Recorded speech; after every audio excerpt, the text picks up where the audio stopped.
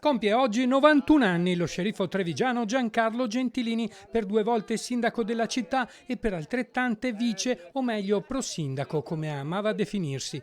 Tanti gli abbracci e i messaggi di auguri arrivati anche via social, gesti di affetto per nulla scontati che ancora lo emozionano. Cari cittadini, vi ringrazio dell'amore e dell'affetto che mi dimostrate sempre. Vuol dire che io sono ancora un punto di riferimento per voi e per la città di Treviso.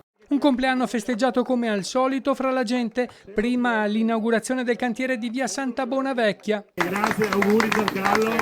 E poi tappa obbligata ai Domori per un brindisi fra gli amici.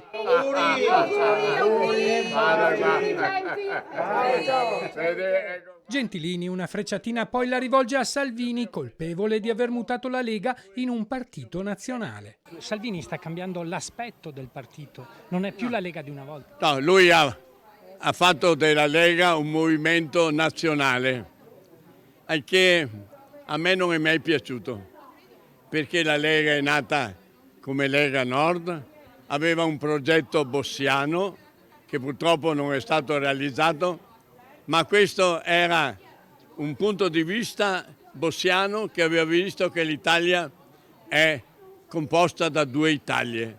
Ecco, quindi io spero che questi programmi si possano realizzare almeno con l'autonomia, ma credo che l'autonomia sia un sogno. La festa infine si sposterà rigorosamente in famiglia e allora ancora buon compleanno sceriffo, lunga vita anche da parte della redazione di Antenna 3.